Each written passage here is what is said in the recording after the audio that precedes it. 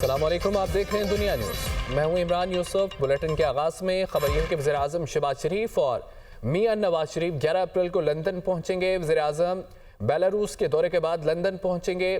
شہباز شریف 3 دن بعد، نواز شریف 2 ہفتے تک لندن میں قیام کریں گے۔ نواز شریف لندن سے دوبارہ سیاسی سرگرمیوں کا آغاز کریں گے۔ اہم خبر یہ ہے کہ وزیراعظم شہباز شریف اور میاں نواز شریف 11 اپریل کو لندن پہنچیں گے۔ وزیراعظم بیلاروس کے دورے کے بعد لندن پہنچیں گے، جبکہ شہباز شریف 3 دن اور نواز شریف 2 ہفتے تک لندن میں قیام کریں گے۔ نواز شریف لندن سے دوبارہ سیاسی سرگرمیوں کا آغاز کریں گے۔ عالمی منظرنامے سے خبر یہ ہے کہ امریکی صدر ٹرمپ اور ایلون مسک کے خلاف ہینڈز آف احتجاجی تحریک کا آغاز۔ امریکہ، برطانیہ، جرمنی، فرانس اور پرتگال میں شہریوں کے مظاہرین کی ٹرمپ ٹیرف کی شدید مذمت۔ احتجاج میں شہری حقوقی تنظیمیں، مزدور یونینز اور دیگر ادارے شامل ہیں۔ واشنگٹن سمیت امریکہ بھر میں بھی احتجاج کا سلسلہ شروع ہو گیا۔ مظاہرین کا یہ کہنا ہے کہ امریکہ میں کوئی بادشاہ نہیں، ایلون مسک کو ملک بدر کیا جائے۔ ہینڈز آف تحریک کے ذریعے جمہوری طور پر جو کچھ ممکن ہو وہ کیا جائے۔ ٹرمپ جن پالیسیوں پر چل رہے ہیں وہ دنیا کے لیے خطرہ ہے۔ ٹرمپ کا ٹیرف پلان عالمی نظام کے لیے نقصان دہ ہے۔ مظاہرین کا مزید یہ کہنا ہے کہ ٹرمپ کی نظر میں جمہوریت کی کوئی عزت نہیں، اگر ہم بھی کھڑے نہ ہوئے تو کچھ نہیں بچے گا۔ امریکی صدر ڈونلڈ ٹرمپ اور ایلون مسک کے خلاف ہینڈز آف احتجاجی تحریک کا آغاز کر دیا گیا۔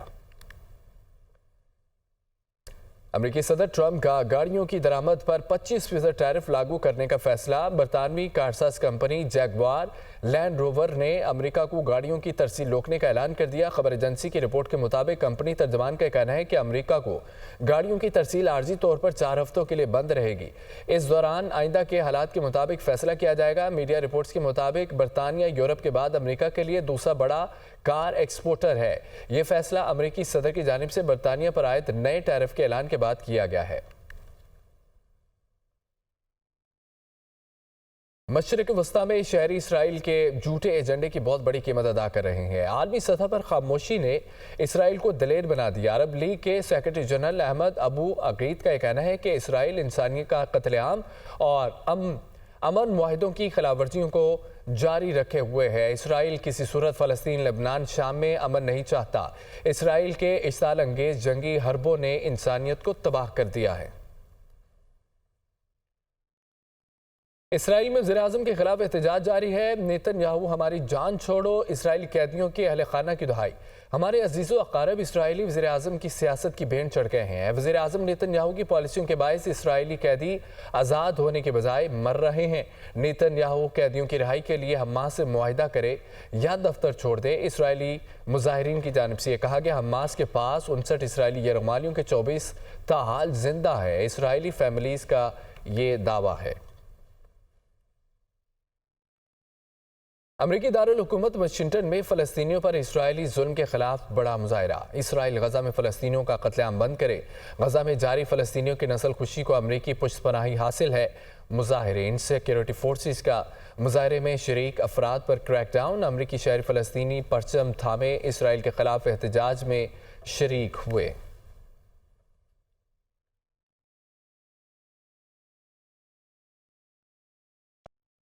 عاطف خان کی پی ٹی آئی میں فارورڈ بلاک بننے کی تردید۔ تحریک انصاف میں کوئی فارورڈ گروپ نہیں بننے جا رہا۔ پارٹی میں اختلاف ہوتا ہے لیکن بانی کی رہائی پر کوئی سمجھوتا نہیں کرتے۔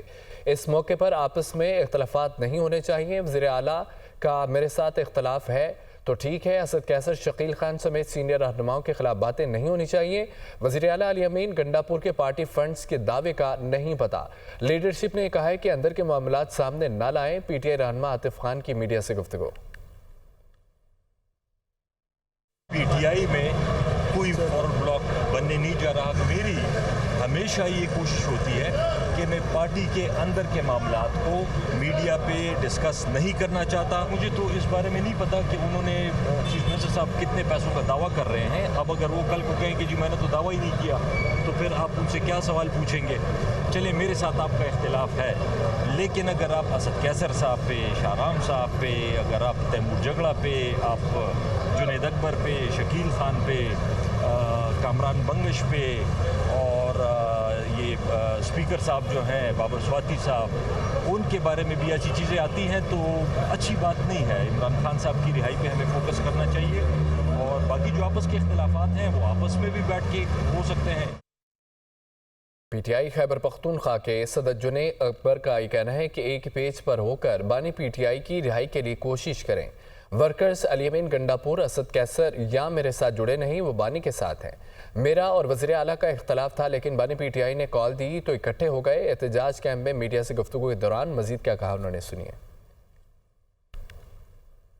वर्कर ना मेरे साथ जुड़े हैं, ना अलीमीन साहब के साथ जुड़े हैं, ना आतिफ खान साहब की या स्पीकर साहब के साथ, वो इमरान खान साहब के साथ जुड़े हैं। मेरे और सीम साहब की भी इख्तिलाफ था, लेकिन जब खान साहब ने हुक्म दिया तो सीम साहब की क़ियादत में जो है हमने कभी ये नहीं कहा कि हम सीम साहब की क़ियादत में नहीं जाएंगे। तो हम उस टाइम भी गए थे। अगले हफ्ते जो है सारे KPK के मुख्तलिफ डिस्ट्रिक्टों में जो है हमारा एहतजाज होगा। कोई बात नहीं है वज़ीर आला साहब की हटाने की, ऐसी कोई बात नहीं है। और हटाना, अगर खान ने हटाना था तो वो 1 मिनट में हटा सकता था, उसको खान ने से चीफ मिनिस्टर बनाया। तो ऐसी कोई बात नहीं। जो प्रोपेगेंडा कर रहे खान का, उस पर एतमाद है, और जब तक खान का एतमाद रहेगा इंशाअल्लाह ताला हमारा सबका एतमाद रहेगा। शेर अफजल मरवत ने अलीमीन गंडापुर के असद कैसर, शहराम तरकई और आतिफ खान को खैबर पख्तूनख्वा असम्बली के टिकट न देने के बयान की तस्दीक कर दी। Programme tonight with Samar Abbas में गुफ्तगू करते हुए उन्होंने मजीद ये कहा है कि गवाह हूँ जब बानी पीटीआई ने कहा कि इन तीनों को सूबाई असम्बली के टिकट नहीं देने। बानी पीटीआई को यही खतरा था कि अगर ऐसा हुआ तो पहले की तरह साजिशें शुरू हो जाएंगी। दूसरी बार बैरिस्टर गौहर की मौजूदगी में बानी पीटीआई ने इस बात की तस्दीक की, अगर पार्टी ने एक्शन ना लिया तो अगले 15 दिनों में मजीद लोग बोलेंगे। ये आप कंफर्म कर रहे हैं कि जो गंडापुर साहब का दावा साजिशी का लफ्ज़ है, उस पर शायद आप अपने ताल्लुकात की वजह से आप बात नहीं करना चाह रहे, लेकिन बाकी जो कॉन्टेक्स्ट उनका है कि टिकट से खान साहब ने मना कर दिया था, वो बात दुरुस्त है वहाँ तक के लिए।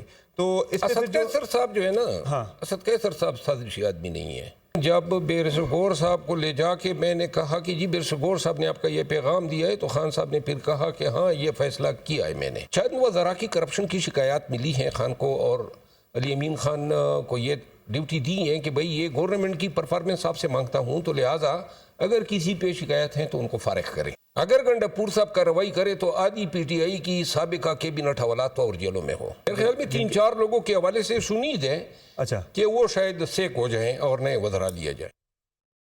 वज़ीर दिफ़ा ख्वाजा आसिफ का कहना है कि 2.5 साल कबल मुल्क में हर तरह तबाही थी। कहा जाता था कि पाकिस्तान श्रीलंका बन जाएगा। मुल्क जिस नहज पर खड़ा था तबाही ही तबाही थी। खंडरात थे जिन पर हमने इमारत तामीर करने की कोशिश की। PTM रहनुमाओं ने मिलकर मुल्क के लिए उम्मीद की किरण पैदा की। शहबाज शरीफ ने दोस्त ममालिक से राब्ते किए जो तारीख का हिस्सा है। PTI रहनुमा एक दूसरे पर चोरी के इल्ज़ामात लगा रहे हैं। सियालकोट में तकरीब से खिताब के दौरान मजीद क्या कहा, सुनिए।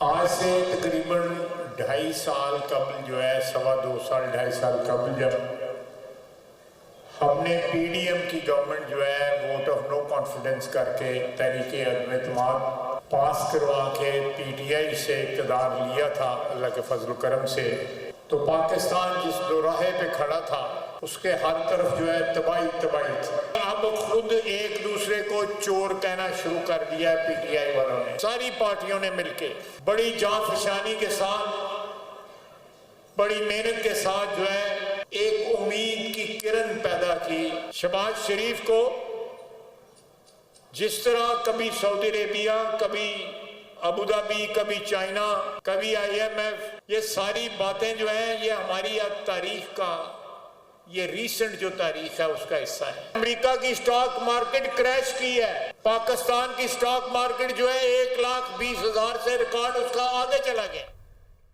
औरत की शनाख्त, कानूनी हुकूक और खुद मुख्तारी शादी के बाद ख़त्म नहीं होती। सुप्रीम कोर्ट ने सरकारी मुलाजिम के इंतकाल के बाद बेटी को नौकरी से महरूम करने के केस का तहरीरी फैसला जारी कर दिया। 9 सफ़ात पर मुश्तमिल फैसला जस्टिस मंसूर अली शाह ने तहरीर किया।